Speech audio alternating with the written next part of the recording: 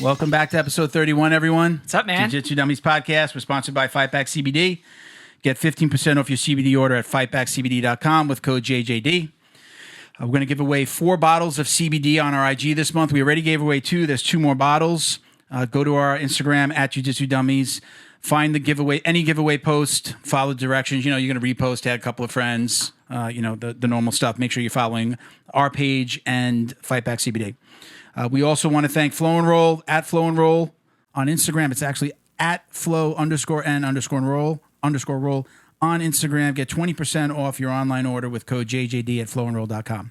Check out their Instagram. As always, they've got awesome custom work. Don't just look at their website. The website, you can order T-shirts and stuff that's ready, kind of like, pre-designed. It's a good follow. Yeah, but check out their custom work. It's awesome. If you are a professor or you own a gym or a team, you run a team, they do awesome designs, gi, no gi. It's incredible. So go check them out. We're also doing a $100 giveaway with Flow. So check out our IG, same thing. Find the Flow and Roll. We're giving away a group of $100 worth of product from Flow and Roll as well. Just one giveaway at the end of the month. So we've got a couple of what is it, 23rd, 24th today? Yes, 23rd. Yeah. So get out there and definitely post or repost. Shout out to at Southeastern Submission Classic. Their next event is on November 21st. That's in Pensacola at the Pensacola Fairgrounds. It's an open tournament. Kids and adults of all levels can register at subclassic.com. And thank you to Flow and Roll for putting us together with them. We are also sponsored by War Bar Soap. Get 25% off any of their hygiene products with code JJD at warbarsoap.com. You'll also see this guy. This is my favorite. You see me spraying myself all the time. I take a shower at the gym with this basically after a roll. This is Power Shield. This is really awesome. It's got a really cool kind of spray feature. You press it once and it sprays out a lot. But I'll hose myself down basically to get all the yuckies off. Yep. So bacteria. Yeah. Don't forget to like, comment, subscribe, share wherever you're watching or listening. We appreciate the feedback and support. And guys, with the holidays coming, we've had a really, really great response with the Amazon Smile. Yeah, I still use it. Yeah. I got people at my job using it. Awesome. I appreciate it so much. I think we've donated close to $70 or $80 from all our purchases. And listen, I'm starting to get checks from like Facebook and there's a company that handles it's like Network for Good that sends you the money that you donate through Facebook or IG. So we appreciate it all. But with the holidays coming, this is a really great way for you not to have to do anything more than do your holiday shopping on Amazon. Yeah. And if you've set your settings to donate to us, just go on Amazon and just search Amazon Smile. It'll bring you to the page. Just follow the directions. You'll be able to opt in to donating to the Jiu-Jitsu Dummies Foundation every order. Just my suggestion is type in just dummies, and it's the first one that pops there up. You go. Jiu-Jitsu could be a hard word to spell sometimes. I got you. Awesome. That's a great catch, man. Stay tuned to the end of the episode. You're gonna learn a little bit more about how we can help you pay for your tournament fees, and we're gonna talk about your tournament at the end. We're gonna save. I'll let you talk about it, but I don't want to spoil the surprise. It's not a surprise. So, guys, I'm Milton Campus, Purple Belt, Fight Sports, Coral Springs. You can check me out on Instagram at Uncle Milty BJJ. Oh, I'm Miguel Lecarica. I am a blue belt at Fight Sports Coral Hey, Springs. blue belt! No more senior white belt. Fight. I compete now. And gold medal. No-gi gold medal winner. Adult. It gets really specific, but I did okay at a tournament. Undisputed no-gi. Is it undisputed no-gi champion? I don't know if we want to talk about it. We're going to hit it at the end of the show. We'll talk about it at the end of the show. Undisputed. The guys from Jits King, Eddie. Yeah. I think he did like one tournament. Love him to death. There you go, Jits King on the screen. Yeah. He won one. He did like one tournament, and he calls it undefeated champion. Yeah. So it's awesome. That's where I got that from. So technically, competitively, I'm undefeated in no-gi. There you go. Technically speaking. Well, and you did gi as well. I did. I got slaughtered though. Did you? Yeah, it was a different story. Don't worry, it happens. It was fun. Yeah, it was good. Yeah, it's a good learning experience. Okay, very cool. All right, guys, we're gonna dive right in with today's guest. Let's throw him up on the screen now. Let's not wait. We're gonna put him up here. Bam. Joining us today is former U.S. Army combat engineer, Purple Belt, and author of the new book Roger Up. He sits on the board of the Resilient Warrior Foundation, Ladies and gentlemen, welcome Brent Magnussen. Hey. Welcome, Brett. How you doing, man? Make sure you're off of mute. Hey, you're on mute. Gotta take you off mute. Gotcha. Wow. Hey, gotcha. You'd have thought I was a Marine for a minute. Take the crayons out of your mouth. Too bad. Exactly. Too bad Junior's not here. How you doing, Brent? How's it going, man? Yeah. I'm awesome, man. Thanks a lot for having me on. I'm a fan of what you guys are doing, and it's nice to see some junior belts. I'm a purple belt myself. And I think a lot of the stuff you see out there, very similar to the military, is you only see a lot of the high level stuff. You don't see a lot of the junior enlisted guy stuff. And in the jiu-jitsu world, where there's a tremendous amount of people doing amazing things like flow grappling and all the interviews with Buchecha and Gordon Ryan and all the top guys, it's really cool to get the perspective of, like, your man there just went from white belt to blue belt. That's a big jump. And purple belt is like that middle of the road. I think once you get the purple belt, you have made that commitment to yourself that, okay, I'm gonna see this through. And it's cool that you guys are doing this. Awesome. You know, it's kind of funny because when we started this, you know, we didn't really know where it was going to go. I think the first 2 episodes we did it without a guest, like, you know, it was just our team, and it went over so well. And people liked it. And, you know, I always tell everybody, I think our audience is probably, like, mostly just from the interactions I see online is what I'm judging from, is mostly, like, you know, kind of purple belt. I mean, down. that's the backbone, you know? Yeah. That's like... And I always like to say this, and I think I might have said this to you on the phone, Brent. You know, there's more of us than there are those famous guys, right? Most people that do jiu-jitsu are, you know, quote unquote hobbyists, are guys that aren't looking to compete, do it for self-defense, started when they're old. I mean, there's tons of us. Right. So there was no kind of like roadmap onto what this was going to be, but it's kind of turned into, number one, you know, again, getting people on, not necessarily the most famous guys out there, but people that are doing really cool stuff, you know, between, you know, having you on, and we could talk about the foundation that you said, you know, the Resilient Warrior Foundation.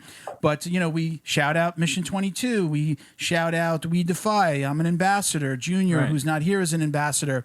But having people on like Tap Cancer Out, Warrior's Next Adventure, just all these guys that are doing really cool all those stuff. Guys, yeah. And it's funny because I actually always wind up being pleasantly surprised that, like, they're blue belts and purple belts. You know, the guys that we've They're had hungry. on, you know, we didn't search out black belts, but it just wound up being these guys are young guys. And it's always kind of like, oh, shit, you know, the guy he's a 12-year blue belt, so he's probably really a brown belt. Yeah. But, you know, he's been in and out. So it's been really cool. So it's cool that you recognize that. We love it. We're happy with the space that we're filling. And it's been a hell of a ride, man. I'm having a lot of fun with this. So welcome again, man. Welcome again. Welcome. So let's start from the beginning, Yeah, Brent. absolutely. Let's start from. Did you start jiu-jitsu first, or were you in the military and found jiu-jitsu? Where do you want to start? Tell us. Give us the background? Yeah, Army definitely came before jiu-jitsu. So I grew up just outside of Chicago, and sports were a big part of my life growing up. Like most people, I did the Taekwondo or the Hapkido for a couple of years. Started wrestling in 5th grade through high school, and soccer was also a big passion.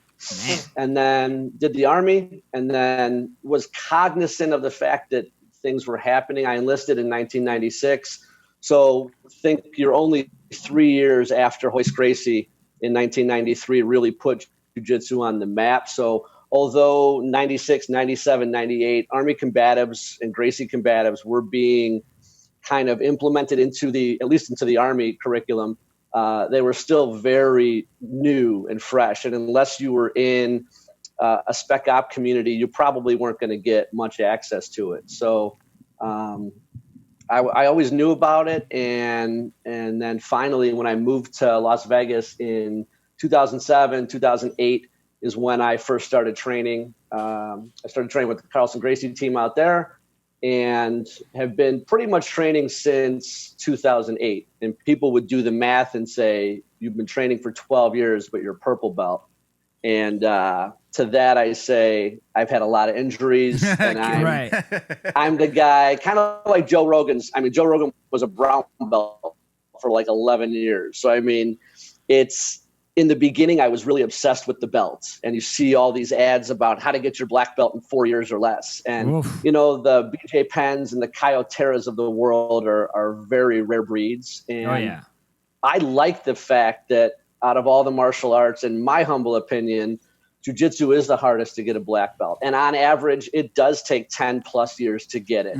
And that's if you're getting it from a legit school and you're not paying for it, and which is a whole nother topic. But so since then, and now I'm back in Chicago, and in between different surgeries that I've had over the years. Last year I didn't train much because I had my right shoulder done and my nose done. I'm having my left shoulder done in 2 weeks, 3 weeks. You look great, by the way. So it's well, no, I had a bunch of breaks, so I had to get the deviated septum done, which was like the best thing I ever did. But now I'm back in Chicago, and I'm proudly with the Luis Claudio combat team. Luis is an amazing guy. He's fourth degree under Hicks and Gracie. And for all of your listeners, I'm sure, just like if you follow basketball, you've heard of Michael Jordan. If you follow tennis, you've heard of Roger Federer. If you like horse racing, you're familiar with Secretariat. And if you like jiu-jitsu, right, unless you're living under multiple rocks, you obviously know who Hicks and Gracie is. If you don't, go watch the documentary Choke. It'll change your life and get you inspired to train. Arguably and the Luis best. And Luis is arguably one of his best black belts. Him and his brother Tiago are running the Luis Claudio combat team, a bunch of UFC guys, and just an awesome team, and proud to be part of that. And All right. Nice. So let's talk a little bit about, I got two military guys here. You were an Army engineer? No, I went in as a cook, but I went into an engineering unit. So like something that he would get is like, it doesn't matter what your MOS is. It's just like you're a soldier first. So like whatever unit you're in, that's what you're going to do. And I just happened to join like right before 9/11.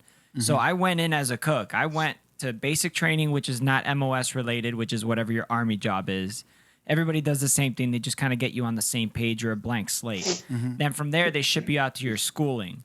So even when I went to AIT, which is where they teach you your MOS, which is your military occupation, right? I really wasn't even that involved because I was actually running cross country for the Army for Fort Lee. Yeah. So it's like I didn't wake up the same. I woke up earlier than most people. And then from there, I didn't really go to a lot of the classes because I was doing events and promotional stuff and then training. And then from there, I went straight to airborne school. And then from airborne school, I went to go to Ranger school. But then like huge deployments started happening. So they immediately, I was supposed to go to Texas, was supposed to be my original unit, but then they changed my orders once I got my airborne designation. They sent me to Fort Bragg, North Carolina for the 82nd Airborne Division. As soon as I was there, I was only there for maybe a month or two, got a couple jumps in, got everything ready. We were really just packing to deploy. And I was assigned to my unit, and it was straight to Kuwait. And then from Kuwait, it was you go there to acclimatize. The joke is they call it Kuwaiting, right?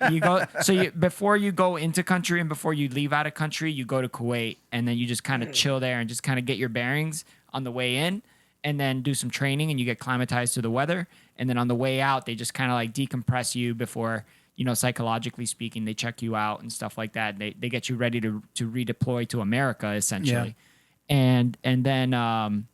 So in country. So do you guys cross paths at all? I know you spoke a little bit. Have you guys crossed paths? Were you in Fallujah in 03? 02, 03? No, I got out. I was in from 96 to 2000. Oh, okay. And, right before it got. Yeah, I still got a few deployments in. I'm one of those rare guys that did the whole Bosnia thing. Right. And we were in, so Bosnia, that war kicked off in the early 90s, and there were still, whether we were there with I-4 or an S4 capacity. And although we were there technically in a peacekeeping mission, things were still quite volatile. And so we were there in 98, we were there in 97, we were there in 98. Yep. And then we had a little support we provided for an SF unit in Macedonia for a few weeks. Then we had Kosovo in 99. So our unit I was stationed in southern Germany at Vilseck, the smallest army base in Germany. Nice. So we were very deployable. We didn't even fly. When we deployed to Bosnia, they bust us down on these really high speed Greyhounds. And so it was. So So you helped It out. was awesome, man. That's third What's group that? out there, right? Out in Stuttgart. Was that the SF unit you were helping out? Yes. Yeah. I was supposed to go there. When I signed up the second time while I was already in. But then I got stop laws and fenced in, and I had to do another deployment with the 82nd. I was supposed to go to Germany. Nice. So now let's talk about Roger Up. Your book is called Roger Up: The Mission Ready Blueprint to Crush the Morning, Own the Day, and Become the Best Version of You. Is this like directly related to humility? Like, tell us how the book came about. Let's let you explain.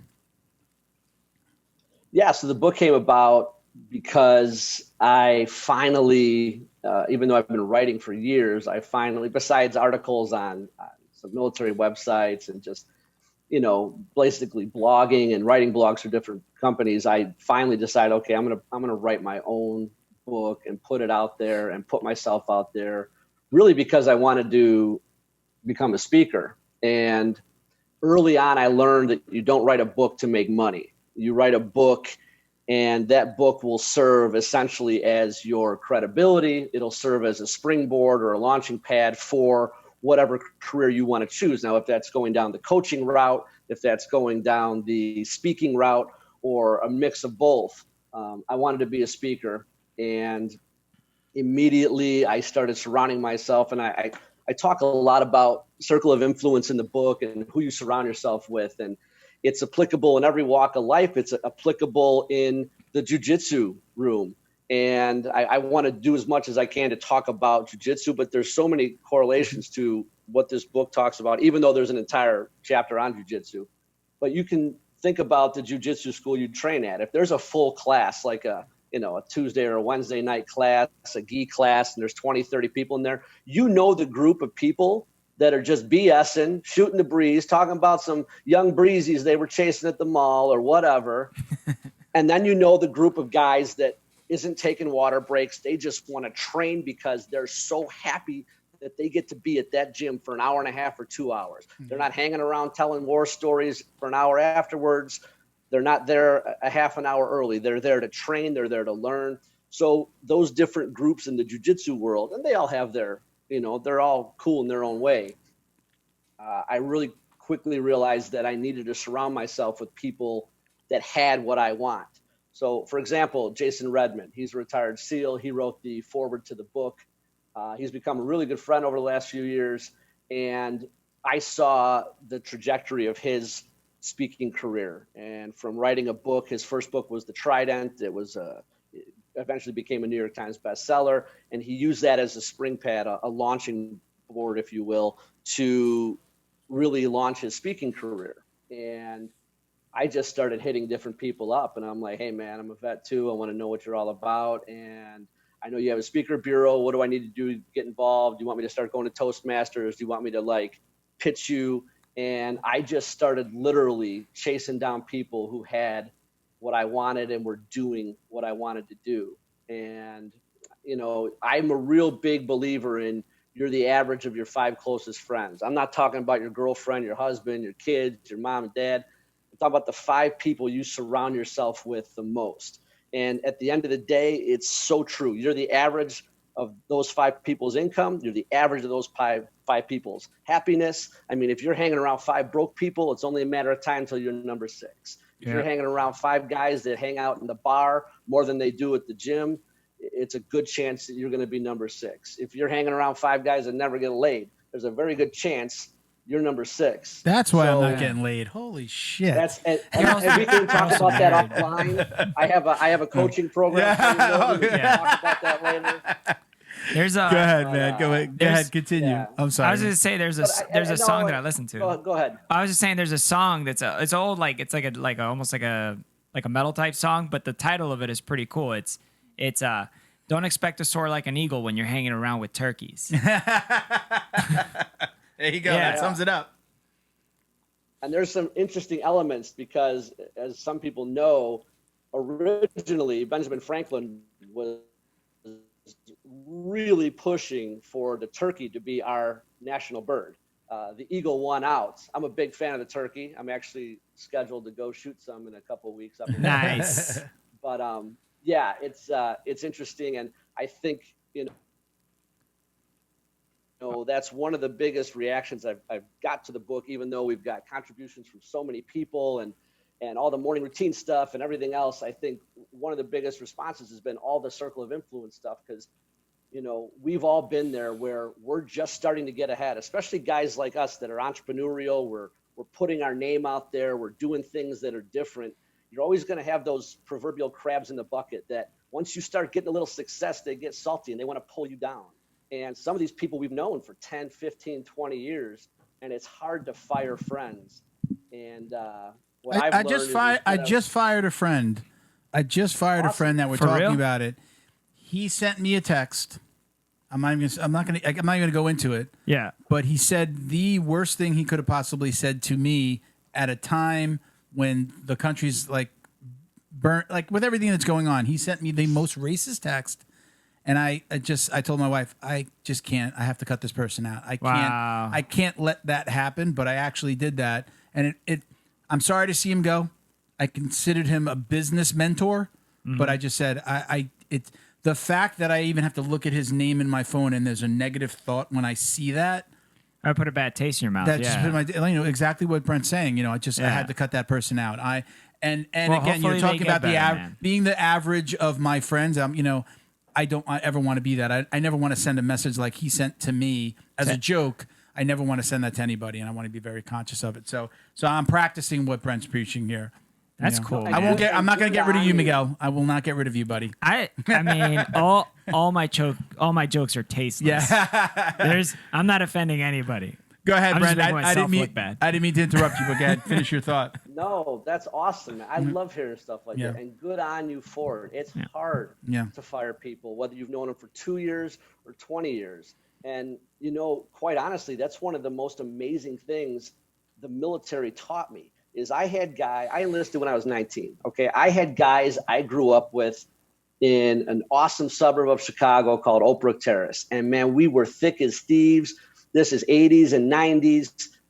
And I loved these guys, and I still talk to a ton of them. I just got married for the first time 2 years ago. Congrats. A lot of them were at the wedding. Thank you. But And you can relate to this, and every guy and gal that has served can relate to this, especially if you're attached to a combat unit and you're deploying. There were guys in my unit when I got to Germany in 97, and 6 months later, I trusted them more than I trusted guys I grew up with and knew for literally 15, 16 years since I was 3 or 4 years old. And it's nothing against those guys I grew up with. It's because when you really, really embrace the suck together, which is a really catchy term right now, but when you go through really hard times with people, that sticks. It's something that's really important about jiu-jitsu from a personal development perspective. When you go through hard things, it makes you a better person. And we'll touch on this a little more. I appreciate you guys letting me talk about the Resilient Warrior Foundation a little later, but just from a personal development perspective, not PTSD, nothing to do with veterans, just a regular guy or gal that goes into the gym and has anxiety issues, has depression issues, has space and trust issues.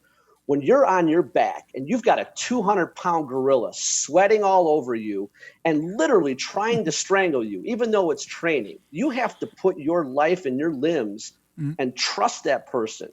And when you've got that type of person on you and you're a smaller guy or gal, it builds trust and it builds confidence and it relieves anxiety knowing that you're able to get out of that. Even if you popped up, you swept them, you got up and you ran. You've escaped that situation. Right. Yeah. And this stuff builds character. I mean, jiu-jitsu is one of the biggest character builders in the world. And we can have a whole nother conversation about it, what it does for the male ego, which needs tremendous humbling. Oh yeah. But I'll get off my soapbox for a minute. Well, I love that you're mentioning that. I mean, we're preaching to the choir a little bit here in this room, but for those people that are out there, parents that are listening, or anybody that's listening, even considering or thinking about doing jiu-jitsu, I love hearing it from someone like you, who you said you did Taekwondo when you were younger, and you found jiu-jitsu and you see the value and the difference.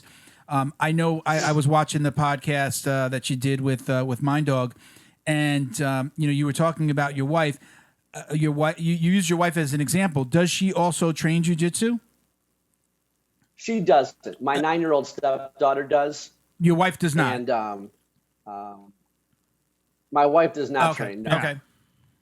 Okay, so you used her as an example, but I use that same example with my wife, and I tell her because she does kickboxing. She has like one of those kickboxing gyms that she goes to. It's pretty cool. She loves it. She's fallen in love with it like I fell in love with jiu-jitsu. That's awesome. She truly understands it, but I cannot get her on the mat. I can't even get her to practice with me, and I'm telling her, you have to understand that if you took everything that you know from your kickboxing and tried to fend off a guy like me who's 230 plus, you're not going to be able to hit me hard enough to keep me away, to knock me down, to knock me out, if all I have to do is get an arm. And I don't really think that she understands that. For people out there, I posted a video the other day of a little girl doing like a flying armbar in a kids tournament, and people got more into the like, why is she doing that in the tournament? And the purpose of me reposting it was, what I posted was, this is why your little girl should be doing jiu-jitsu, because when she's in college and she knows this, the guy that even if they know she does jiu-jitsu, they're not going to touch her without her wanting, without her saying you can touch me. But imagine her getting slapped on the ass in college and what she would be able to do to defend herself versus a girl that's never, compared to a girl that's never done jiu-jitsu. That's why I preach jiu-jitsu. That's why I tell parents, when they ask me, they just hear jiu-jitsu and they think martial arts. Yeah. But when a parent talks to me, I say, listen, I think that it's great if they do any martial art for the discipline. But if you truly want them to be able to defend themselves, they have to be doing jiu-jitsu. And if that means going to an MMA gym where they do stand-up and jiu-jitsu, great. I'm a big fan of that. But at very least, they need to know some jiu-jitsu. They need to know, and you use this example, Brent, on that podcast. If there is a man on top of my daughter or my wife that's, trying to assault her, if she does not know jiu-jitsu, she is not going to be able to get that man off of her. Where at very least with jiu-jitsu, she's going to be able to buy some time, scream, yell, keep that person from really truly assaulting her, and she's going to fare better than if she didn't. Her kickboxing is not going to fend off that guy my size trying to hold her down. At least she'll have good cardio. She'll have good cardio. Yeah. So I love that example. You're right. Yeah. Go ahead. And you're right, and you touch on something so important, and I have to get this out because. And I'm not going to name any names, but I have a dear friend I grew up with who his son is 12. And I just saw on Facebook, he got his black belt in Taekwondo. Wow. And wait, how old? 13? 12 or 13. 12 or 13. Us. Yeah. So, and I saw that, and my initial reaction was not happiness for my friend, happiness for my friend's son who's put in hard work and accomplished something. I was angry. I was angry that instructor of that school, and I know there's financial reasons for it, but that instructor at that school gave a 12 or a 13-year-old kid a black belt because all he gave him was false hope. Oh, yeah.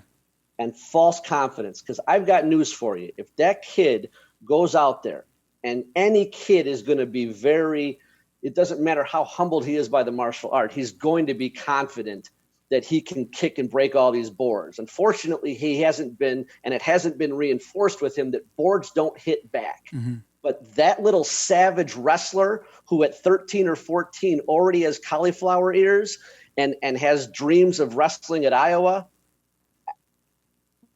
that kid is going to eat this guy alive. And that high kick that he's hit so many times on that board is not going to work on that kid who wrestles. Yeah. It's certainly not going to work on a larger opponent. And God forbid this kid, like 90% plus of fights do, ends up on his back, where us as humans are the least comfortable.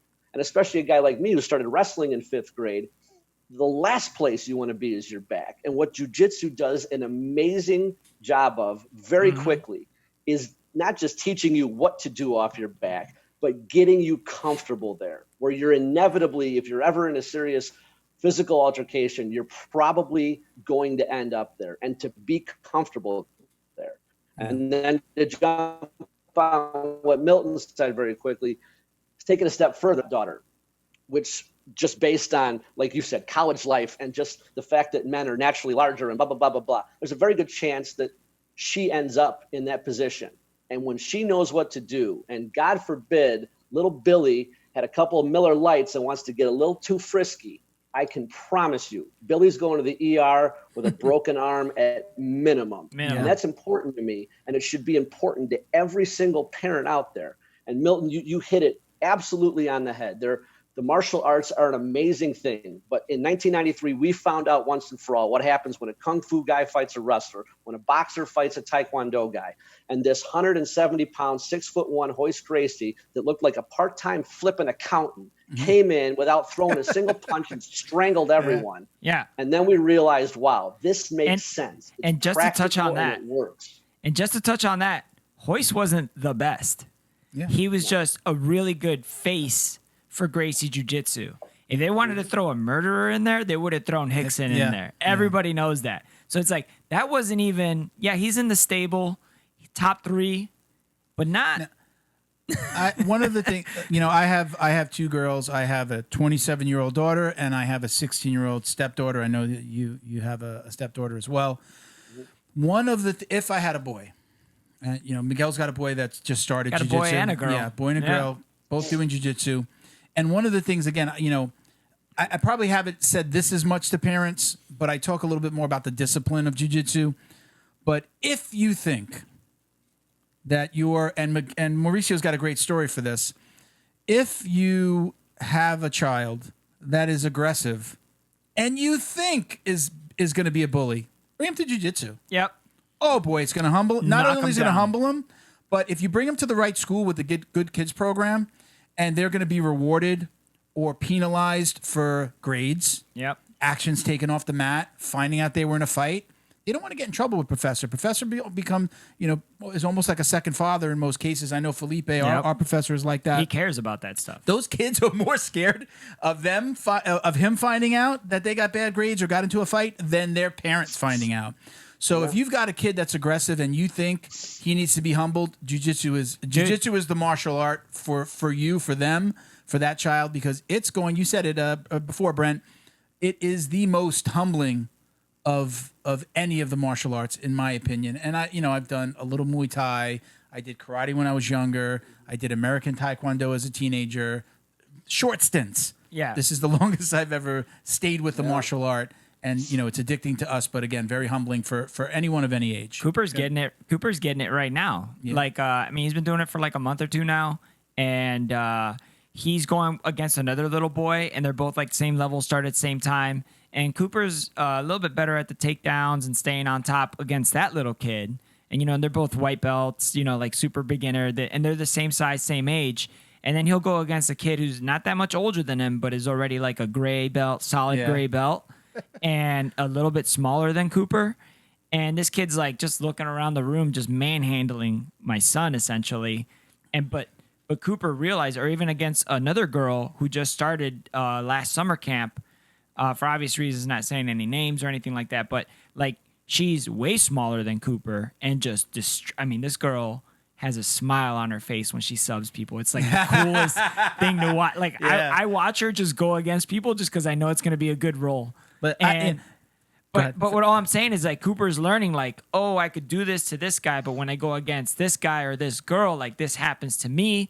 And he's gone through like, oh, I just can't get him. That's the humbling part. That's the humbling part. He's getting it. He knows that like sometimes I'm the nail and sometimes I'm the hammer, bro. Like shit rolls downhill. and you see it in his performance. You see when he's the hammer, you see him be super aggressive. Yeah. But when he's the nail and he knows he's outmatched, not even physically, just technically, he even gets the technical aspect of it. He's more conservative with what he does. Yeah.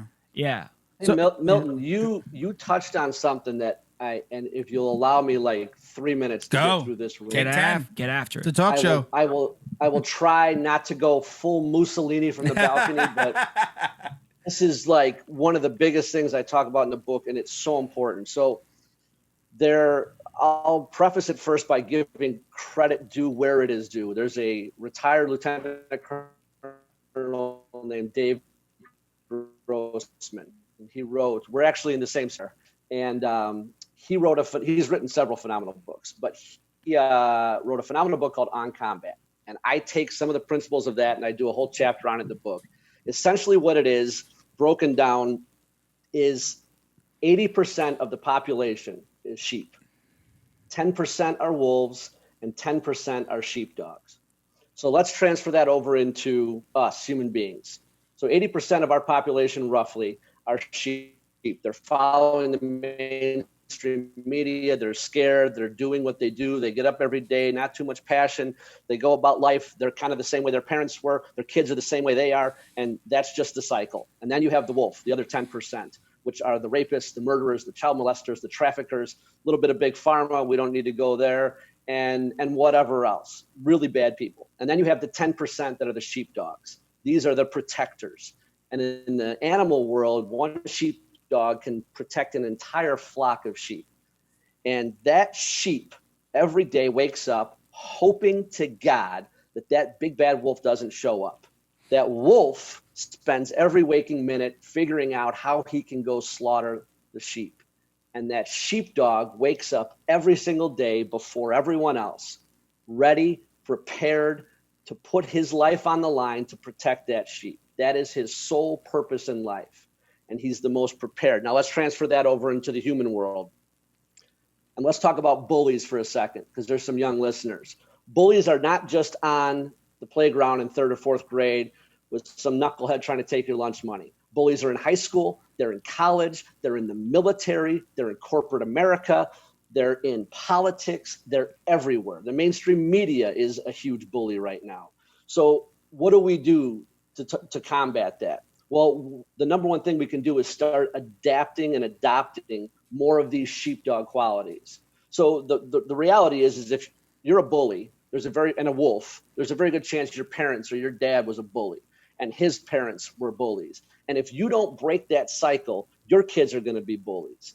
Same with the sheep. If you were bullied as a kid, there's a very good chance your parents were bullied, and there's probably a 99% chance little Timmy, your son's going to be bullied. And when he does get bullied, you're going to deal with it by saying, it's okay, Timmy, just avoid him and ignore him. It's going to be okay. And this kid's going to continue to come home with a black eye. He's going to continue to go to school with no flipping lunch money. And eventually that can wear on, and this kid could become suicidal someday. So how do we fix this? And very simply, without going too far into the personal development principles in the book and everything else, there's 3 words that can change that whole cycle for the sheep and for the wolf. And that is Brazilian Jiu-jitsu or Gracie Jiu-jitsu.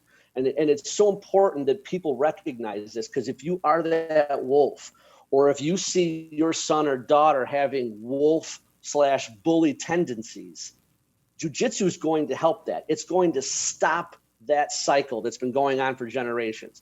Conversely, if your child is a sheep and is getting bullied to no fault of their own, this is the most powerful part, because again, 80% plus of the population are sheep. And that's not little Timmy's fault that he's a sheep. It's his parents' fault and his grandparents' fault. And it's just how he was born. It's not his fault. But if his parents are smart enough and they hear this, or they hear about jiu-jitsu, and they take the time to put him in a program where he's learning the most practical martial art in the world, it's not just about arm bars and chokeholds.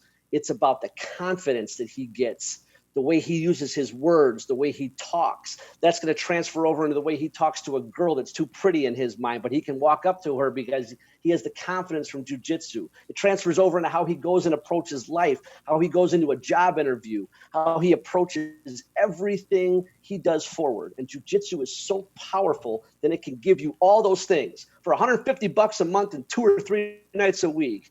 That's better than any college degree you'll ever get. And I know I'm going full Mussolini right now, but I'm just, now that I have a stepdaughter, this is so important to me. And we have a few very simple rules in this house. You don't bully anybody, and nobody ever bullies you. And that is non-negotiable. It is treated like war. There are 0 exceptions. I don't care if it's a Tuesday night or a Saturday morning. Anyone bullies you, you will handle it. And it stops there. And that's awesome. I'll get off the balcony and I'll let you guys talk. Let's jump into the book a little bit more. Let's talk about how did the book actually come about, and then give us some of the key points that you like to that you cover in the book, and why should somebody buy and read this book? That's a good question. Yeah. Well, first off, it's I firmly believe everyone should write a book, whether you publish it or not, whether it ends up on Amazon. For me, the book writing process was so powerful because it forces you to self-analyze, and it forces you to look in that mirror and say, wow, okay, I'm weak here. I don't have a lot of strengths here. I need to tune up in certain areas, because a lot of us, especially myself, I always play to my strengths. I'm a good communicator. I have some charisma, and I can kind of pawn off my insecurities by making people laugh or comfortable with the way I talk. But I have insecurities just like everyone else, and I have things that I need to work on. And this book, if this book helps anyone out there set goals and become a better version of themselves, half as much as it helped me become a better person, then I've certainly done my job. And, I think the reason you should buy this book is because I believe the ebook right now is like $9.97. I don't know of many returns on investments for less than $10 than this book's going to give you. And it's not just me. You've got contributions in here from Jason Redman, who spent 21 years in the SEAL teams, has had over 40 surgeries after getting shot in the face and the arm, and overcame tremendous adversity. And he puts that in the foreword. You've got contributions from people like Tony Robbins and Jocko Willink and Tim Ferriss and Brian Tracy, talking about what makes their morning routine so important. And I've taken from all of those and tried to put it into a simple, easy read that has some embarrassing stories about myself, again, challenging myself to put myself out there. There's a funny story in there about basic training, where the only thing I had seen prior to going to basic training was the movie Stripes. Wow. And funny enough, I did my basic training at Fort Knox in '96. I was actually the last all-male basic training to go through. And believe it or not, that's actually the same obstacle course at Fort Knox that John Candy goes barreling down into the woods during their basic training. And if anybody doesn't know that, let me just insert this here, because our younger viewers are not going to know. Look up, just Google Stripes. What is it? Not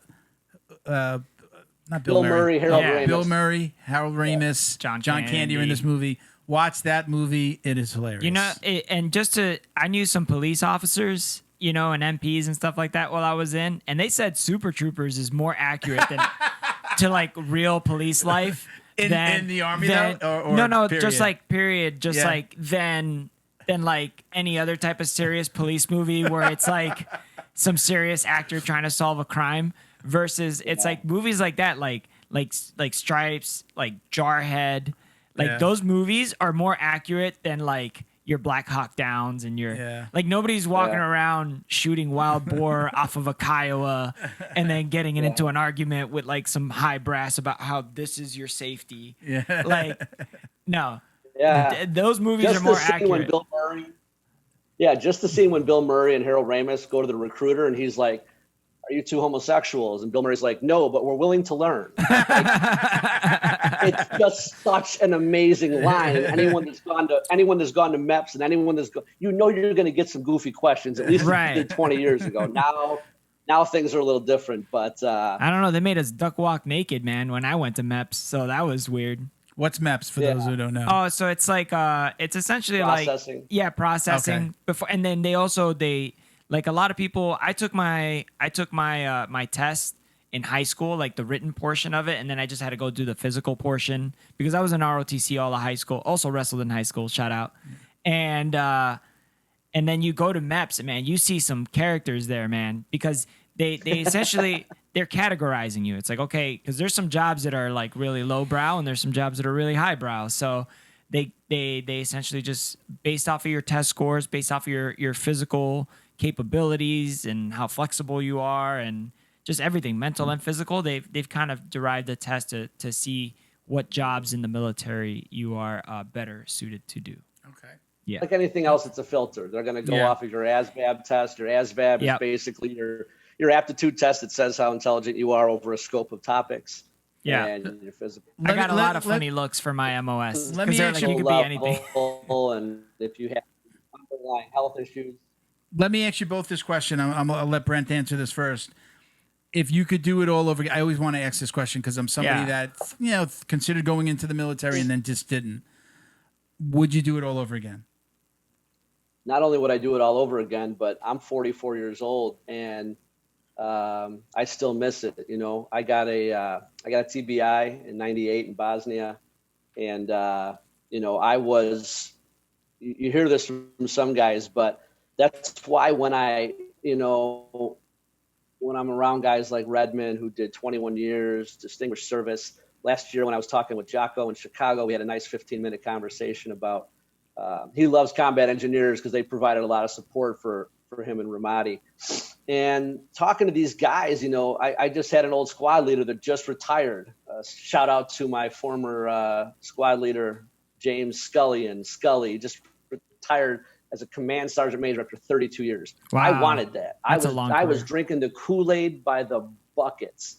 And that TBI in '98 messed me up. And, you know, I covered it up the best I could, but, you know, sleep issues and headaches and all the other nonsense that came. And by 2000, it was enough. And when you're attached to a combat unit and you hear those words, non-deployable, that's basically like being a brand new blue belt and the guy's telling you you can never compete. Wow. So imagine being a 22-year-old brand new blue belt and all you want to do is go out there and put it on the line and test yourself for you and your team, and you're told you can't compete. It's the same shitty feeling when you're an Army guy and you're in a combat unit and you're told you are non-deployable. Wow. That sucks. It's two most heartbreaking words anyone in that capacity could hear. And so that's my long, detailed answer. In other words, I wish I could have done a full career, but you know, everything happens for a reason. Yeah. And I'm not the most religious guy. I'm more of a power of the universe guy, as that sounds to some people, but everything happens for a reason. And who knows, man?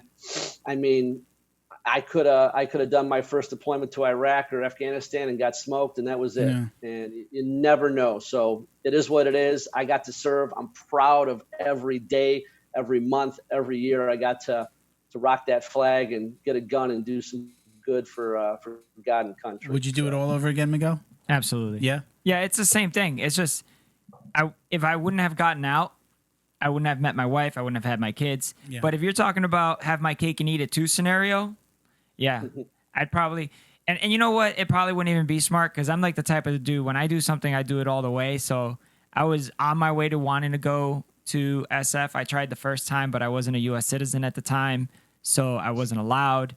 And then by the time I got my citizenship, I was already like fenced in and about to go to my third deployment. And then some personal stuff happened, and I decided to get out after 8 years. And citizenship. Where are you from? Colombia. Yeah, I was born in Cartagena, Colombia, and I actually got my citizenship, my second deployment in BIOP. That's Baghdad International Airport. I wasn't stationed there, but I drove there, with a group of people, not by myself, and we were all in the Chow Hall tent.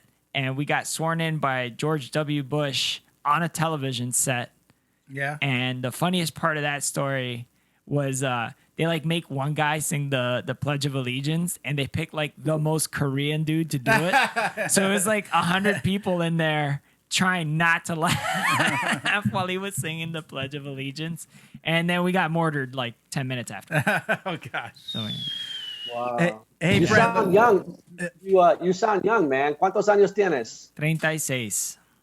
Oh, okay. Wow. Yeah. Young buck. Yeah, man. Well, I mean, I joined literally, I was 17. The only reason I went my senior year in high school is because I got the captain position to wrestle, but I could have graduated 11th grade. I went in as a PFC. I did ROTC all 4 years in high school. And I've always wanted to be in the military, dude. Like, I got embarrassing stories, too. Like, from when I was a kid, like, I used to make my mom take me to, like, the Army surplus store and buy me camis. I was like that weirdo in school who would wear camouflage to school. Shit, you do that now. Yeah. You do that now. So it's like I came to America, dude. Literally, the first place I went to when I landed in Miami, My mom took us to McDonald's. The first meal I had in America was a Happy Meal. Right? Like nothing more American than that. The first thing I saw, dude, turned on the TV. The first thing I saw was the Gulf War happening, dude. Yeah. And as soon as I saw that shit, my mom still tells me to this day, she's like, ever since you saw those tanks going across the sand, you said that's all you've ever wanted to do. And I haven't. You had to do it. You went to military kindergarten. Pretty much. So short story long, like, yeah, I'd do it all over again. Have my cake and eat it too. I'd probably be SF or dead, and I wouldn't have a wife. I wouldn't have kids, but I'm happy where I'm at now, and I'm glad I did it. That's awesome. Yeah. Well, since you didn't eat your cake, can I have her number? So, Brent, I really want to hear about the story. Again, I heard you talk about it a little bit, but I'm interested in hearing some more details about when you met Tony Robbins, because he actually came to. You told the story about Tony Robbins, Chuck Liddell, and coming to your school all in one story. So I'd love to hear that. I want the listeners to hear it. That sounds awesome. Yeah. Oh yeah. It's in the book, and I'll paraphrase because I don't have the book memorized. But so 2000, I'll make this as quick as I can. So 2009, I was living in Vegas, and I lost my mom in April on Good Friday. And up until that point, I had been pretty high speed and started a t-shirt company. I was sponsoring a jiu-jitsu team. I'd been doing jiu-jitsu for about a year and a half. Was starting to sponsor some UFC guys. Toquinho Husamal Parheras was one of the guys I was sponsoring. Matt Riddle, who's now a WWE guy, and a few other guys. So things were going well. And for some reason, when I lost my mom, it just hit me really hard, and I started making a lot of excuses for myself. I also had a career at that time, and after 118 years with R.H. Donnelly, they filed corporate bankruptcy. So all within a 3-week period, I lost my mom. I flew back to Vegas, was let go with a bullshit severance package, and then realized that I was in a terrible relationship and had to end that. The girl I moved out to Vegas for. So basically in 3 weeks, I lost my mom, my job, and my girl. 2 of those were a good thing because I wanted to be entrepreneurial and I didn't like the girl anymore. But losing my mom was tough. And that whole rest of 2009, I put on weight. I got lazy, undisciplined, lowered my standards, everything about someone that I hate if I'm, self-analyzing myself. And right before the new year, it was like 2 or 3 in the morning on a Tuesday, I bought some Tony Robbins CDs in my new apartment that I was living in by myself. And it just started clicking. So right after the new year, I called my friend who was good friends with Mike Dolce. Mike Dolce works with a lot of the top UFC fighters Dolce for diet, nutrition right? and weight Same cuts. Guy. Yeah. So he introduced me to Dolce. We met at a Starbucks, and I got on the Dolce diet. At the time, I had blown up to about 226 pounds and signed that I was going to fight at a catch weight of 175 in exactly 13 weeks. So I had a little over 50 pounds to lose. And the good thing was at the time he was working with Bisping and Rampage. And Rampage had a lot of the tendencies I had, like smashing an entire pizza, etc. So fast forward, I'm training with my team at the time, and I'm also going over to Tap Out Training Center where Dolce was, coaching out of. And there one day, about a month before my fight, was Chuck Liddell. And he had flown Tony Robbins in, just like Bill Clinton did, Andre Agassi, and so many other people. And he had flown in Tony Robbins to help, resurrect his career and really work on his mental game. So as I'm leaving the gym and successfully flirting with the very attractive young lady at the front desk, I had bought like 4 pairs of wraps. I didn't need 4 pairs of wraps. I just wanted more time to talk to her. And in walks Tony Robbins, the guy who for the last 4 to 6 weeks has literally changed my life, made me set a monster goal of doing an MMA fight, which I'd never done. I'm 33 years old. I'm out of shape. I'm depressed. And in 13 weeks, I'm going to get in the cage with someone I have no idea about, but is probably more well-trained than me. And the owner of the gym, who I'd given Tony's CDs to, I'm like, dude, you got to get on this, man. This is incredible stuff. Meets Tony, and he says, hey, this guy over here, Brent Magnussen, he gave me your CDs, and it's changing my life. And in front of everyone, Tony kind of bellows out. He's like, oh, So you're the asshole giving away all my CDs for free. It was so cool just to, they say you shouldn't meet your heroes because they'll disappoint you. And I've met a few, but I can tell you, and hero is a word that, gets thrown around pretty haphazardly. But at that point in my life, he really was a hero for me. And he did not disappoint in any way. Before he walked in to talk to Chuck, he pulled me off to the side and we talked for about 2 to 3 minutes. And it's one of the most important conversations I've ever had in my life. And he reinforced a lot of what he talks about. But more importantly, he reinforced the self-worth that I had really let go. And it's emotional for me to talk about it. Like I'm a grown man and I'm getting emotional thinking about it. It was 10 years ago. And I mean, it's a big deal when you're told by someone that's helped millions of people. And I try not to put people on a pedestal, but when you're desperate, you'll listen. And I'm glad I listened that day. And I learned some stuff that I'm still trying to apply to my life today. And I put a lot of that in the book. And it was a big moment. And I took that positivity forward. Got lucky, got a first round submission in that MMA fight. And really started off on a new foot after going through a bit of a loss. Did you continue to fight? That's the Tony Robbins story. Did you continue to fight after that? No, I just did the one, man. Yeah. There you go. Get out while you're on top. No. Undefeated. Yeah. Undefeated. There Undisputed. You go. Have you met Miguel? He's undefeated in his jiu-jitsu Nogi tournament. He's at Nogi. Adult. Yeah. In his entire career. And it's such, oh my God, it's such bullshit. Like someone was trying to help me write a bio and they're like, you need to put on there that you're an undefeated MMA fighter. Yeah, okay. I love it. Dude, I'm like, you even think about putting that on there. Yeah. I have no problem. The video's on YouTube. Anyone can go watch it. Brent Magnussen versus Ernie Rivera, Las Vegas, Tough Enough, April 2010. It's right there for everyone to see. But if you think I'm going to walk around puffing my chest out, talking about I'm an undefeated MMA fighter, like literally, I should just move to Siberia you now. Should. Yeah. So much hell. Dude, that it's is not hands down the best thing about winning that was I went to open mat the next day and I went there. People said congratulations and immediately started making fun of me, which is the best. That's the best. That's the people you need to be hanging around with. Like don't walk around. Don't think you're Billy Badass or whatever. Like it's awesome. Like that's how you should be. Like I feel like I just showed up. You know what I'm saying? I showed up. Luck is when opportunity meets preparedness, right?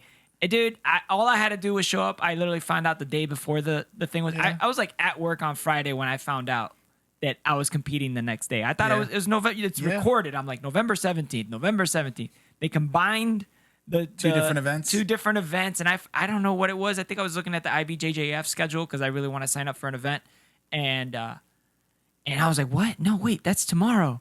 And I was like, and they had me like as a white belt, and they had me at like 180 something, and I was like, bro, everything was wrong. I'm 192. I'm a blue belt now, like.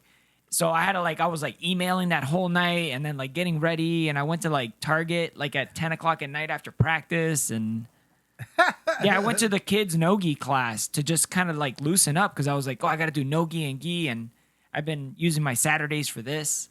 And not doing Nogi. Yeah. So I was like, man, it was just a hot mess of a Hey, day. I gotta throw something in real quick about that MMA fight. So it was in Vegas, and I was with the Carlson Gracie team at the time.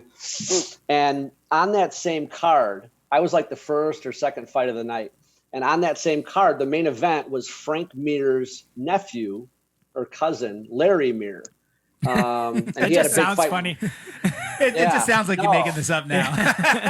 Larry Mir was there. I'm not. And Larry Mir actually had a big fight with Ryan Couture. So you had the Couture the Mirs in the same promotion, Tough Enough. But so right before I'm about to walk out, and like I'm so pumped for the whole thing, everything's planned. I'm coming out to Thunderstruck to honor Arturo Gatti, one of my favorite boxers. I've got killers in my corner. I'm ready to go. I'm as prepared as I could possibly be.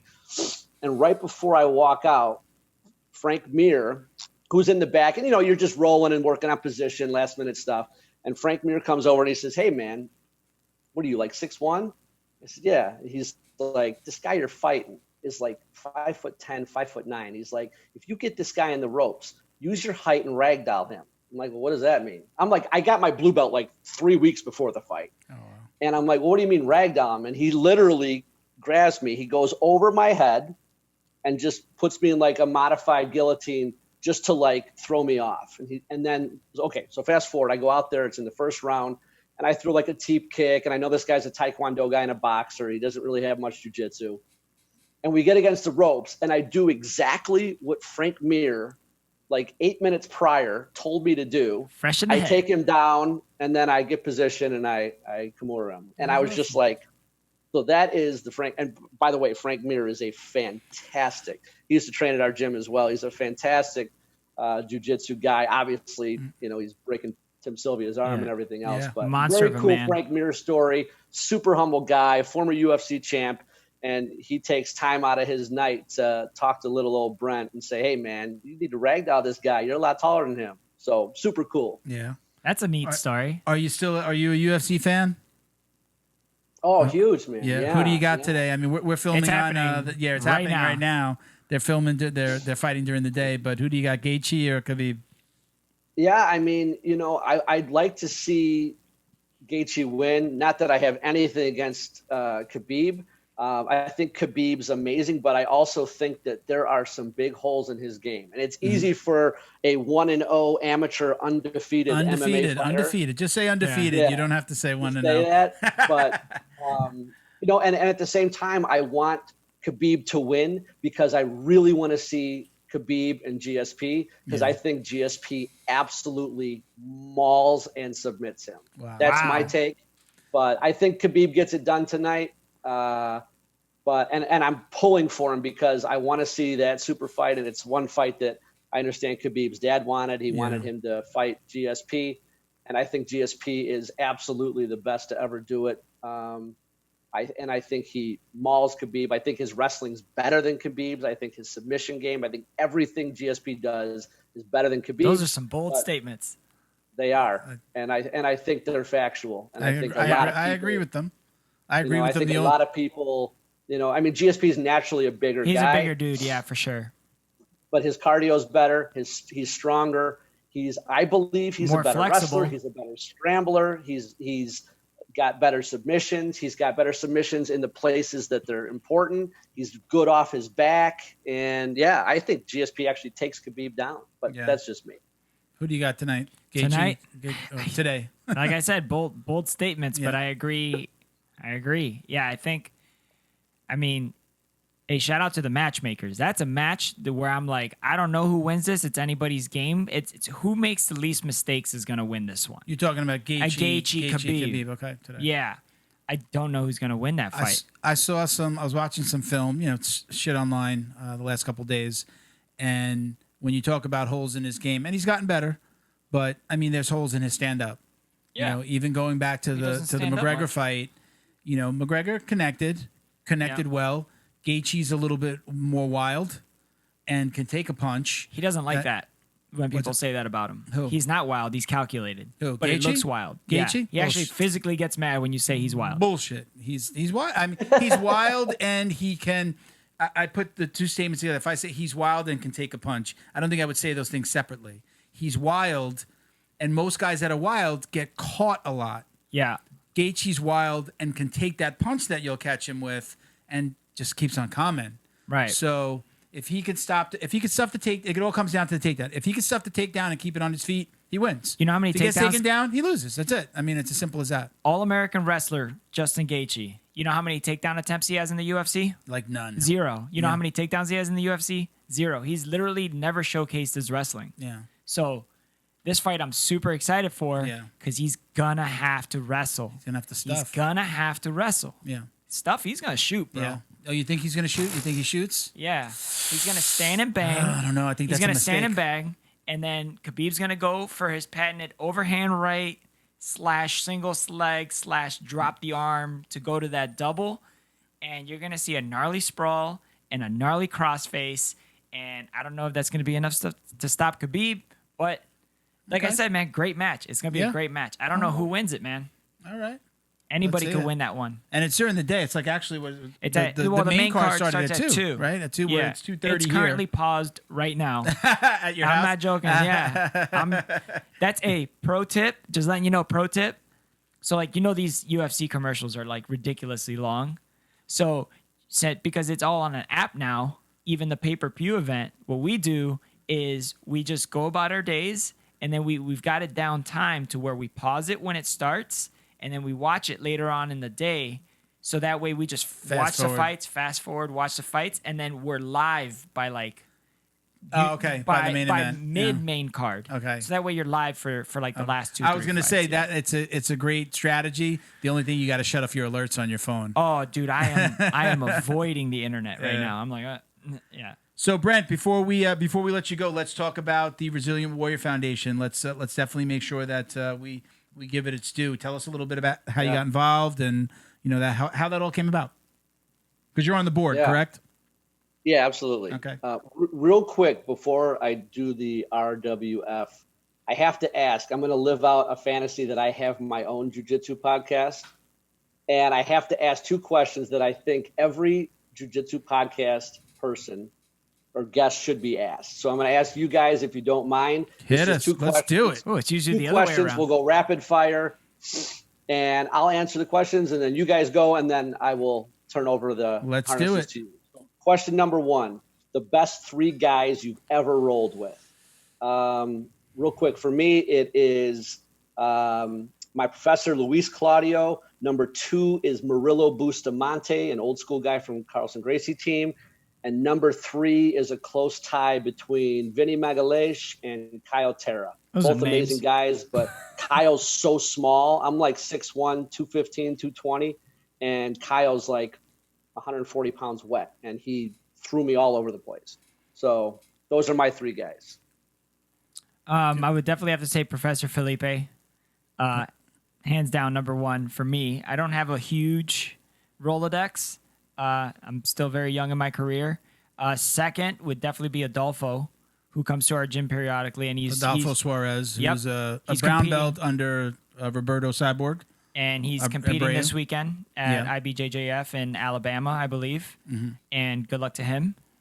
Third, it's a tough third because sometimes some people turn it on and it's unexpectedly tough. I would probably say Florane. Yeah. When she turns it on. She's a coach at our school. She's a coach at her school, purple belt, female. Nice. Very technically sound and equally as strong. Yeah. Nice. So when she turns it on and you make a mistake, she'll capitalize and you'll pay for it. Yeah. So yeah, we definitely haven't, even though we're down here in the land of jiu-jitsu in South Florida, we're not too far from American Top Team where, really, I think when people think of our area, Coral Springs, Coconut Creek, outside of Fort Lauderdale, people are thinking ATT. I've got to say I haven't rolled with anybody. I think that famous that names are just going to be like, oh yeah, I know that guy. Yeah. Not like the names you just ran off, Brent. I mean, we just I haven't come across guys that of that kind of stature in our world. But I would definitely say, do I put them in order? Let me see. I mean, I definitely shout. Yeah, definitely. I mean, our professor who won his fight to win in Fort Lauderdale down here about a year and a half ago. He's amazing. I got my lockdown from him. He is amazing with the lockdown and sweeps from the lockdown. I go a whole nother way with the lockdown, but he can literally like put his hands behind his head and just have the lockdown and move your whole entire body around and sweep you and get right on top of you. He's freaking amazing. Second, and he was a guest on the show, Drew Phoenix from GFT, who's now opened up his own gym and just got his black belt. He is, we used to call him a spider monkey. He used to come and train with at my first gym. He moves like he's on fast forward. Like somebody actually, like when he moves, like if somebody's pressing a fast forward button. He is amazing.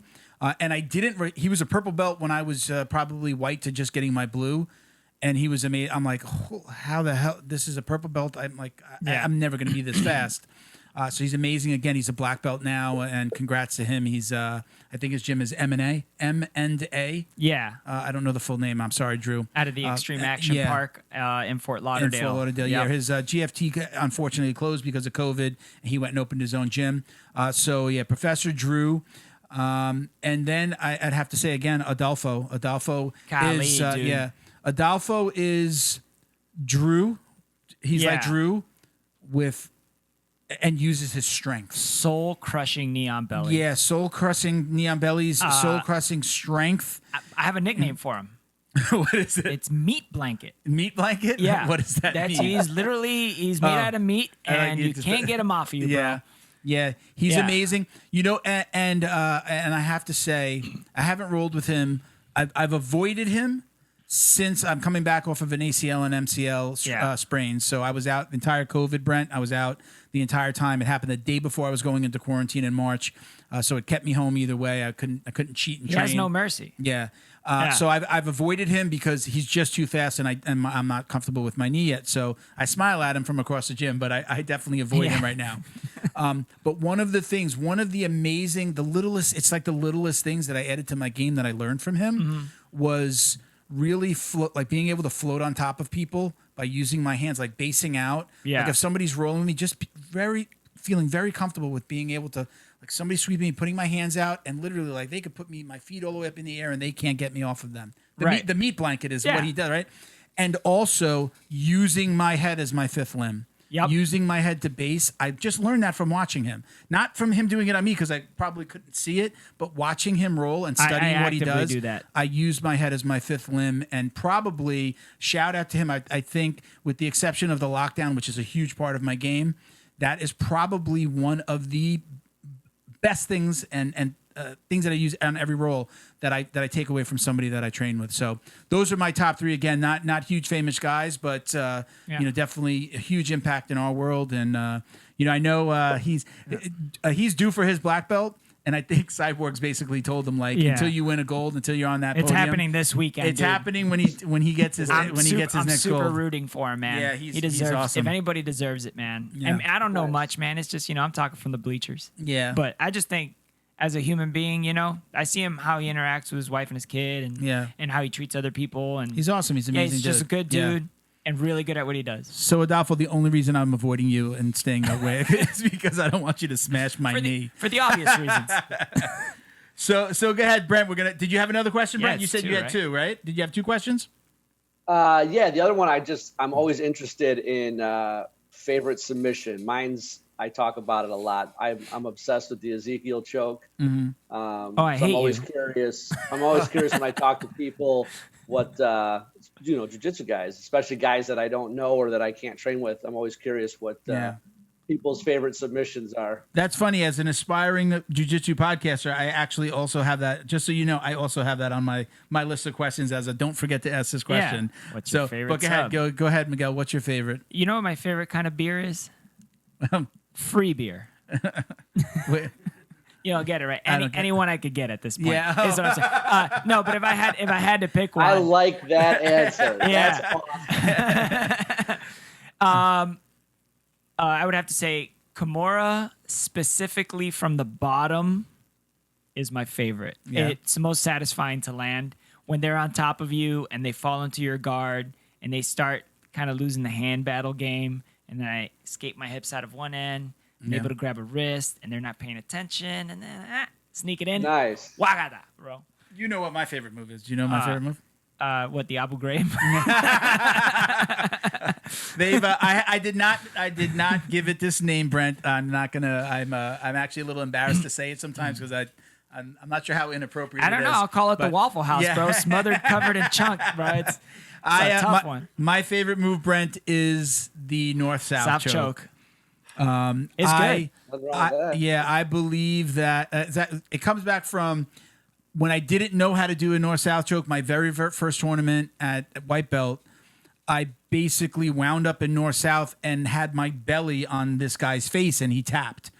Didn't really know that, I was just holding a position and kind of let my weight down, and he was a white belt too and was getting smothered. But I took that and I said, I need to understand this position. And I just went on YouTube and discovered Marcelo Garcia, and then just started to study it and find every freaking video I could find, and then learned how to actually do the choke, which I absolutely love. And anytime I show it to anybody, I say, look, most people, especially, again, at, maybe purple belt and below, when they're learning jiu-jitsu, they're learning guard, Side. Side control, mount. Turtle. A lot of, I mean, think back to a time where your coach has taught you how to defend against somebody going north-south on you.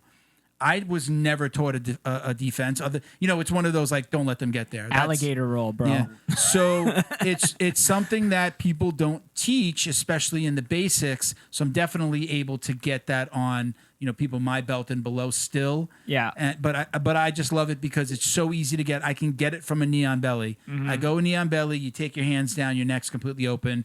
I just quickly transition to the top. It's a legit submission. And it's and no can defend. Yeah, it's not only a legit submission, and I've been on the other end of it several times. It's also, it teaches you a lot about self-control when you're getting submitted that way too, because like you're also having a mini panic attack. You are. You have to. I've told myself internally, because you can't speak because it's a good choke. Like, you're okay. You're gonna be all right. You're gonna be all right, buddy. He's probably not gonna murder you. Some of the taps are freak out taps. Like, all right, just get off me, bro. I can't take it. Well, I do go back to it. I got Alex on this recently, and he was just like, went to the straight. The Abu Ghraib comes from one of our co-hosts jokes with me. I'm a big guy, so I don't look as sexy as the rest of you guys in rash guard. So I always wore a t-shirt over my rash guard, and that rash guard gets really sweaty with my sweat and my opponent's sweat on a no-gi day.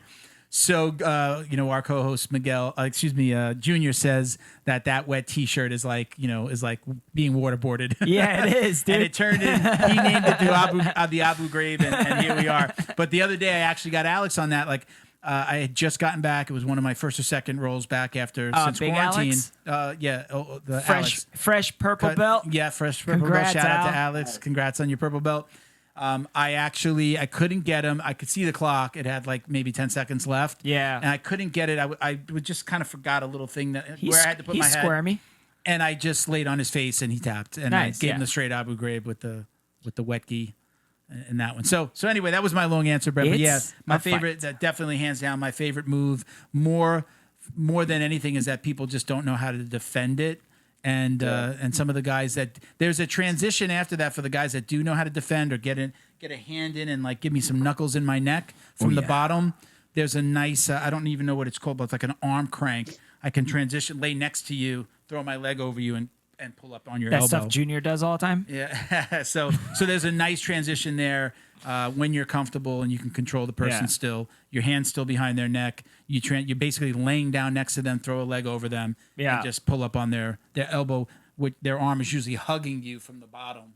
So that's why I love it. I've been there. I know what's up. All right. So let's jump into RWF. Let's talk about that. Let's make sure we give them a little shout out here. Talk a little bit about what they do and your role there. Sure. And I appreciate you guys answering those questions. I know you said you had it written down. I love it. Not trying to take over the show. I'm always curious. I obviously like you guys. I love jiu-jitsu, and it's always cool to talk about different positions. I love it. I love it. And if you're going to do a podcast, let us know. We can, I'll give you some of the tips and talk about some of the things that we've done and mistakes we've made. I'm not. So I'll just come back on yours if I'm so. All right. That's cool too. All right. So, do a live one. I appreciate it though. You got it, brother. Something else I really appreciate it. I know you guys work with a lot of different nonprofits in the similar space. So I really appreciate you letting me briefly talk about Resilient Warrior Foundation. It's something that's so important to me. So RWF, Resilient Warrior Foundation, we're a 501c3 that serves U.S. veterans and first responders who suffer from PTSD or PTS. I usually leave the disorder off, but the PTSD is usually the diagnosis that the Department of Veteran Affairs gives. And with that, we provide scholarships to pay for your monthly jiu-jitsu fees. And, there's a bunch of scientific studies underway right now examining Brazilian jiu-jitsu as a complementary treatment to conventional therapies. And it's just, I mean, the results that we see with a lot of these warriors, these veterans and first responders going into Brazilian Jiu-Jitsu, and the vast majority getting into Jiu-Jitsu for the first time.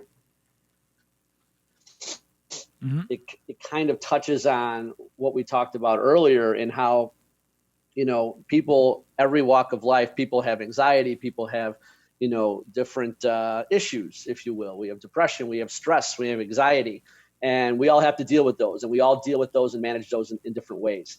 And a lot of veterans, especially a lot of guys and gals that endured trauma overseas, have real serious issues. And PTSD is a serious thing.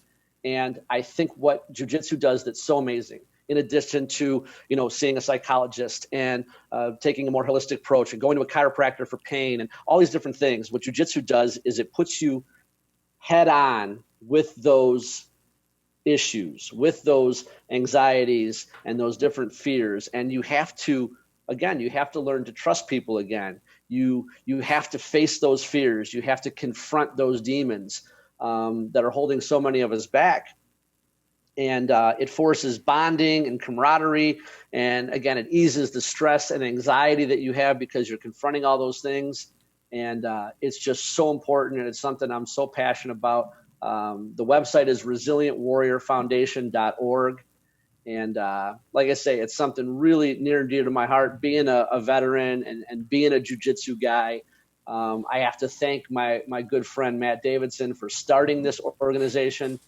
We have a fantastic board, and we're just continuing to grow. We just got another warrior in down in Texas yesterday. That's awesome. And right. It's just really, really close to my heart. And just like everyone else, you know, jiu-jitsu puts you in hard situations. And hard situations, when you get through them, makes you a better person. And for someone that has severe PTSD and doesn't even want to leave their house, it's a tremendous on-taking or task for them to go to a jiu-jitsu school, not know anything about it, and willingly get on the mat and say, okay, I'm going to put my life and my limbs in your hands and trust that you're going to take this journey with me. And when you leave there and when you start doing that on a regular basis, it's just a phenomenal thing. You guys know it. I wish everyone knew it. Right. And again, if there's anything you can do to support Resilient Warrior Foundation, we tremendously appreciate it. We're going to make sure we always we'll throw it up on the screen while you're talking about it in post. And then we're also going to put it in the description on both the podcast and on the YouTube description. So it'll be out there. People will be able to click the link and we'll do and go and donate. We'll do the banner with the airplane going by the beach. Yeah. No, on a serious note, when I was doing the Nogi competition this past weekend, I started talking to the guy that I competed against, and I was like, "Oh, what do you do?" You know, and he was like, "Oh, I just kind of run Airbnbs, and I make enough money to just do what I want." And me and my wife just kind of, you know, she works on yachts, and I work to train. Like I work to train. That's what I do. And I was like, oh, that's real cool. And then he asked me, and he's like, oh yeah, and I also do this, you know, jiu-jitsu podcast and it's like I sleep good at night, you know, the owner of the podcast, he's always trying to help out, you know, Wounded Warrior Foundation, like all this stuff. You know, he's like, you know, a lot of my Airbnb clients are like these vets that are just jacked up, man. And like, they just drink too much. And I was like, dude, just, I wish I could help with using the stuff that we do in jiu-jitsu and like be able to spread that to those people, and let me kind of like look into it. But this sounds great for like somebody like that, because, you know, the We Defy Foundation is for 90% disabled, whereas this sounds more like people with PTSD who could also... Yeah, the We Defy is more for wounded combat veterans. Yeah. So and you'll do you understand have a this. Stipulation? Yeah, like what is the level of disability? Yeah, it's disability. Yeah. Like, is there a percentage minimum, or do they have to have some sort of classification? Or there's not necessarily a classification or a percentage minimum. Essentially, what you have to have is we need to get a copy of your DD 214. Right. And in addition to that, we do need to get a copy of your service connection. What percentage that is at, it doesn't matter, but you do have to have a diagnosis of PTSD. Got it. And most diagnoses Nice. of PTSD are at least 20 to 30%. Again, it varies for everyone. I'm very interested. I know then. mine, just for PTSD, mine is 50% just for that. So it varies, but just knowing that there's an actual diagnosis and it's a service-connected disability is our requirement. It's a little different. That's specifically for veterans. We also work with first responders, so it's a little different criteria working specifically with veterans. Being a vet, being a jiu-jitsu guy, I speak both languages. And, you touched on a really important thing when you mentioned that alcohol and the B&Bs and stuff. Fights happen for really two reasons: too much alcohol or too much ego. And PTSD does an amazing job of affecting your sleep and affecting your mood. And a lot of people fall, victim to, if you have tremendous sleep issues, well, there's no easier way in your mind at the time to get to sleep than to drink some Jack Daniels. Self-medicate. And self-medicating can go on and on and on. And one of the things that jiu-jitsu does, especially for any vets that might fall into that category, and it happens to the best of us, is it gets you immediately into a positive environment. It gets you immediately into a Thursday night jiu-jitsu class with the gi from 7 to 8:30 is a lot healthier than Thursday night football from 7 to 10 and 8 beers and 4 shots. And it puts you in that healthy environment. Hey man, and it's incredible. It gives you something that you said when you were giving your explanation as to how it helps. Something you left out, but I know is true. Is it gives you something to look forward to. Right? Whether it be ego-based or whether it be from a good place, like you don't want to get subbed by that guy again. Man, I might be drinking too much. I don't want to. You will get in better shape because of you stroking your own ego. Yeah. At first. Oh yeah. And one of the things we hear. Oh, go ahead. I'm sorry. Oh yeah. And then I was just saying. And then after that, I believe it transitions to now you have something to look forward to, so you make different life decisions. You're like, oh, I signed up for that competition. Got to stay away from the sweets. Yeah.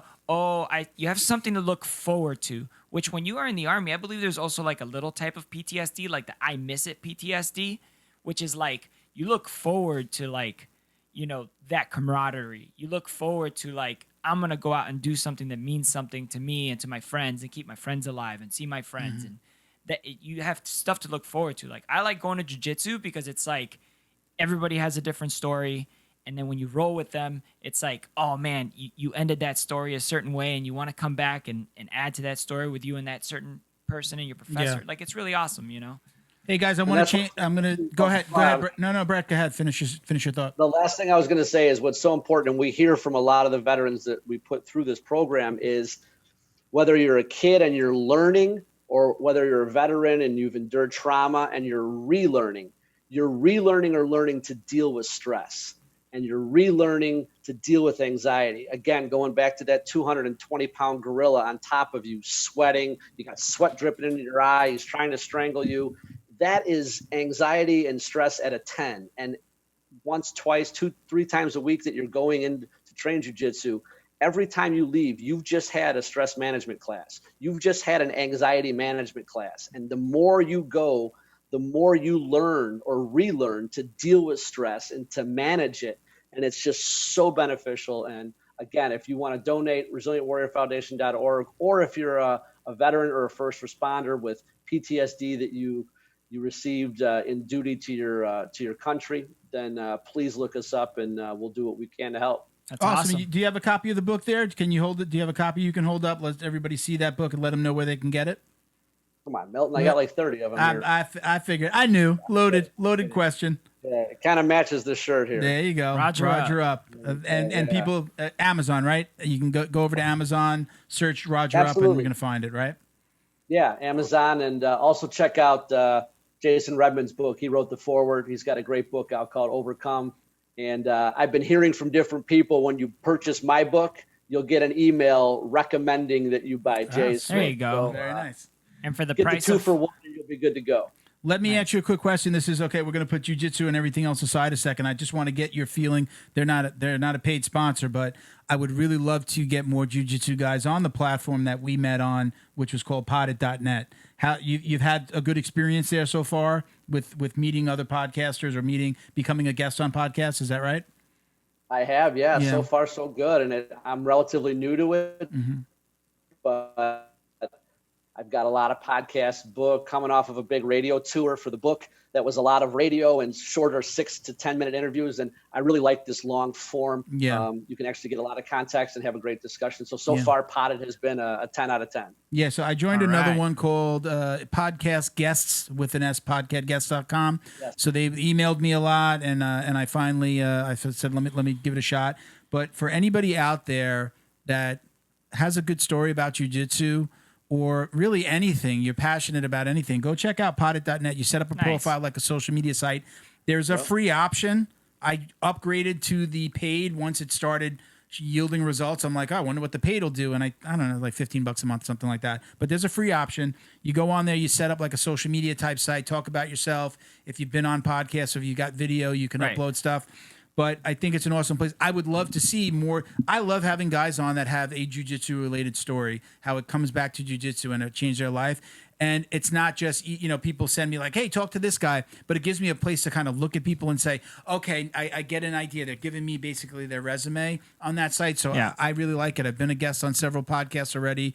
I've got a third one coming in November. Sure. And it's just a great way. I tell my wife it's like Tinder for podcasters. I thought it was funny when you said that. Yeah. You could be a guest and you could find guests. So I really like it. Get on there. It's poddit.net. Self-explanatory. I'll let you guys know how the other site goes as well. Last question for you, Brent. Now, this is the most important question that we ask every guest. I mean, this is like, really groundbreaking stuff here. Let's go. Let's go. Do you train? You train in gi and no gi? Do you do gi and no gi? I do, but I'm a gi guy, and I don't hide that. Okay. I'm a gi guy. So, do you wash your belt? Listen, I have it's an amazing question. I'm going to be very brief. I have a whole chapter in the book about jiu-jitsu, and I have a whole section on all these guys and gals and their blue gis, and they're the ones that don't wash their gis. So, for example, if you go out and train with Crone, Hickson's son, if you go out and train with Crone in Culver City, you have to rent a gi or bring a gi. It has to be white. It has to be clean. It must be washed. If it's not, read there, you're out the door. So I'm a big proponent of, obviously, like I talk about hygiene, especially for the new jiu-jitsu and for some of the older ones. Hygiene. Please trim your flipping fingernails and toenails. Please put deodorant on. Please wash your flipping gi. And to answer my new esteemed colleague, Milton, please wash your belt. Team wash your belt. Hashtag team wash your belt. It'll be flashing on the screen at this point. All right. Awesome, man. We got to go. We're going to, I don't want to go over on time, but look, Brent, it's been amazing having you on. Thank you so much. You're our first author. I love how, I love the story. Go check out the book, everybody. We really appreciate you being here. Let's do it again in a couple of months. Let us know where you're at, what you're doing. As you start doing, you talked about doing some speaking. If you've got a schedule or anything share with us. We'll put it out there to our listeners as well. And tag me in some of your posts, man. I'd love to share it on my social media. Awesome. Yeah. And where can people find you too? Yeah, right now just on Facebook, just Brent Magnussen. Okay. And I got the books on Amazon. And you know what? I appreciate the offer. And I'm going to say this real quickly just to put one of my really good friends and my professor, Luis Claudio, I'm going to say this now to hold us both accountable. Luis is writing his first book, and I am co-writing and co-authoring that with him. Awesome. And the fact that he has such access to Hickson, he does all the diaphragm breathing. I mean, he's like a little Yoda. He's amazing. So when that drops next year, maybe we'll break it off and come back and see you guys. Let's do it for everyone to hear that. Awesome, man. Again, Brent, thank you very much. We're going to let you go. We're going to do a little closing here on this end. But again, we appreciate you. Thank you so much for coming on, and we'll talk to you guys soon. Thanks so much, man. Thank you. Thank you, Milton. I appreciate it. And thank you, brother. I appreciate your service. We'll talk to you guys soon. Take care, man. You're worth it. Bye. Oos. All right, guys. That was awesome, man. That was cool. What a great guy, man. I love his story. I love his I love when people love jiu-jitsu and they can tie it into the other things that they're It doing. really in their does life. work well with other Yeah. stuff. Yeah. We only got a few minutes, so let's talk about the competition real quick. We got 5 minutes. Yeah. You get 1 minute to talk about the competition. We'll talk about it at the beginning of the next show. Okay, yeah, no, it was fun. It was a good learning experience. It was Yeah. very last minute for me. It was a bit chaotic. They handled it as best as they could. It was a new breed, right? Yeah. You know, I don't ever want to talk smack, whatever. They're just doing the best they can with what they got. You know? I mean, it's They're- tough times. They're providing jujitsu yeah at a good yeah. price point, and you get to compete. It was packed. The experience was all right, you know? Yeah. It was a little chaotic, like I said, but it was overall Okay. good. I had fun. I learned a lot about myself. I definitely got into my head when I was doing the gi portion of it.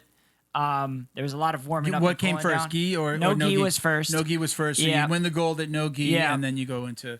And So then you're I also really tired. I wasn't that tired. No, okay. I had a lot of walkovers just because of other people being injured or not showing up. I Okay. essentially walked straight to the finals. Okay.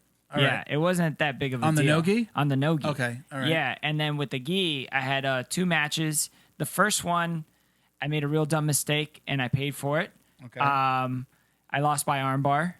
And the second one, I lost by an advantage. So it was 0-0. The guy had an advantage. Don't really know how he got the advantage. I was playing bottom a lot. And but I learned a lot about myself. I think I mentally tapped on the second one. I could have been way more aggressive and Yeah. and implemented some stuff that I'm pretty good at and I know I'm good at, and I just didn't for some reason. All right. But it was fun. It was good. Cool. It was a great learning experience. Good. Let's get into the housekeeping. I don't want to rush Oh, in. I'm dude, sorry. you're not rushing me, man. It's fine. We're gonna get another SD card so that we don't have to cut things short. We're just I got a we're- UFC we're fight to moving. watch, we're moving. man. Yeah, we're moving into a new studio. We're gonna have some new equipment, and we're gonna take care of that small issue that keeps us at about an hour and 45. Yeah. So look, if you're a competitor. And you want to get your tournament fees paid for while doing something good by raising money for our foundation that awards jiu-jitsu scholarships, go to just search the Jiu-Jitsu Dummies Foundation on Instagram, on Facebook. You can donate on either of those platforms, or you'll find links in our bio. If you go to IG, the podcast bio or the foundation bio, you can click on the Linktree link in our bio. Yeah. It's called Linktree. And you find everything that has to do with us from Amazon Smile. I'm sorry, not Amazon Smile. Our Amazon registry, and being able to either do a one-time donation or becoming a fundraiser. Yeah. So go check that out. I'll keep that short. It's at the JJ Foundation. At the JJD Foundation, or just go facebook.com and it's the Jiu-Jitsu Dummies Foundation over it now. Thank you, as always, to Dave Kaidash from High Road BJJ, who's been one of our biggest supporters and All donators. right. He's awesome, and he's helping us get out, some more scholarships faster. So I threw over a shirt to you. You want to hold man. that up, Bo? Let's get a picture of that. And we didn't get. We'll talk about it more in depth as we get both you and Junior in the studio. But the crew over at DD214, I threw it at you when Brent mentioned Yeah. DD214. But check out Important. DD214 Fightwear at DD214_Fightwear on Instagram, or DD214BJJ.com. Their slogan is "Gear for the War on PTSD." So go check them out, and we'll give them a proper shout out on the next episode. We'll probably wear the shirts and talk about them a little bit more. All right. Big thank you as always to Fightback CBD and War Bar Soap. Use code JJD for discounts on both of those websites. So at fightbackcbd.com or warbarsoap.com. Again, I'm doing this fast, guys. Sorry. Check out our podcast store at jiu-jitsu-dummies.shop. Get 15% off with code JJD. Got lots of cool stuff there. Just added a beach towel, because what do you do in the middle of September? But in Florida, we're still going to the beach. still got, it's the rest best of the time. country, Best time to go to the buy a beach. beach towel for Christmas. So you get 15% off with code JJD and free shipping on orders over $50. Shout outs to our Patreon supporters. If you want to support the show for as little as $5 a month and be entered into 2 $100 giveaways every month, go to patreon.com/Jiu-Jitsu Dummies. And you, again, can win up to $100. Shout outs to Robert Walker, Frank House, Liam Berg, Wolsey Rivera, Bo Athletics, Michael Pixley Jr., Jason Smiley, Britt Tavar, James Fisher, CJ Carroll, Mission 22, Chuck Reddoor, and Roberto Santiago. Again, support us on Amazon Smile. JJD. I'm Uncle Milty. At Uncle Milty BJJ on IG. MLJ Rico. There we go. We got it under Gotta 145. go. Let's get out of here. Oh, Thank you, guys. bye. Appreciate you. Thank you for watching. Let's Go watch check this. out Brent's book on Amazon. Roger up. Roger up. Us. Bye. Dun, dun, dun, dun.